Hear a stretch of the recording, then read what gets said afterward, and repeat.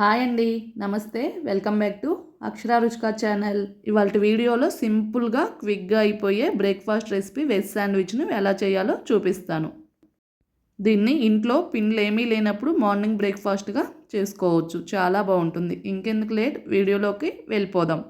ముందుగా ఒక mixing bowl తీసుకొని ఒక ఆనియన్ను ఇలా చిన్న ముక్కలుగా కట్ చేసుకొని వేసుకోవాలి. ఒక క్యాప్సికమ్ను కూడా ఇలా చిన్న ముక్కలుగా కట్ చేసుకొని వేసుకోవాలి. టమోటాను కూడా ఇలా చిన్న ముక్కలుగా కట్ చేసుకొని వేసుకోవాలి. ఒక క్యారెట్ను చెక్కు తీసి ఇలా తురుములాగా తీసుకొని వేసుకోవాలి. దీనిలోకి రుచికి సరిపడా ఉప్పును వేసుకోవాలి. 1/2 టేబుల్ స్పూను చిల్లీ ఫ్లేక్స్ను కూడా వేసుకోవాలి. దీనిలోకి వెజ్ మైనైజ్ను 2 టేబుల్ స్పూన్స్ యాడ్ చేసుకొని ఇలా మిక్స్ చేసుకోవాలి. దీనిలోకి మైనైజ్ను మీకు నచ్చిన ఫ్లేవర్ను యాడ్ చేసుకోవచ్చు. ఇప్పుడు శాండ్విచ్ కోసం ఇలా మిల్క్ బ్రెడ్ని తీసుకుంటున్నాను. మీకు నచ్చితే బ్రౌన్ బ్రెడ్ కూడా వాడుకోవచ్చు.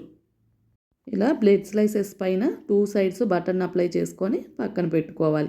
మీకు నచ్చితే బ్రెడ్ను పచ్చిగానైనా తీసుకోవచ్చు, లేదంటే ఇలా బటర్ అప్లై చేసి టోస్ట్ చేసుకొని తీసుకున్న చాలా బాగుంటుంది. ఇప్పుడు స్టవ్ వెలిగించి ప్యాన్ పెట్టుకొని బటర్ అప్లై చేసుకొని బ్రెడ్ స్లైసెస్ను 2 సైడ్స్ టర్న్ చేసుకుంటూ గోల్డెన్ బ్రౌన్ కలర్ వచ్చే వరకు టోస్ట్ చేసుకోవాలి. అలాగే మిగిలిన బ్రెడ్ స్లైసెస్ అన్నింటినీ కూడా 2 సైడ్స్ ఇలా బటర్తో టోస్ట్ చేసుకొని ప్లేట్లోకి తీసుకోవాలి. దీనిలోకి నేను ఎలాంటి చీజ్ను వాడటం లేదండి. చీజ్తో శాండ్విచ్ను మరొకసారి చూపిస్తాను. ఇలా టోస్ట్ చేసుకున్న బ్రెడ్ పైన మనం స్టఫింగ్ చేసుకున్న మిశ్రమాన్ని ఇలా అప్లై చేసుకోవాలి. పిల్లలకు ఇచ్చేలాగైతే బ్రెడ్ స్లైసెస్ పైన టమాటా కెచప్ని అప్లై చేసేస్తే వాళ్ళు చాలా ఇష్టంగా తింటారు. ఇలా స్టఫింగ్ని అప్లై చేసిన తర్వాత మరొక బ్రెడ్ స్లైస్ని తీసుకొని పైన పెట్టేసుకోవాలి. అంతేనండి, ఇలా ఈజీగా క్విక్గా శాండ్విచ్ను రెడీ చేసుకోవచ్చు. దీన్ని మార్నింగ్ బ్రేక్ఫాస్ట్గా, ఈవినింగ్ స్నాక్స్గా అయినా తీసుకోవచ్చు. పిల్లలైతే బాగా ఎంజాయ్ చేస్తారు.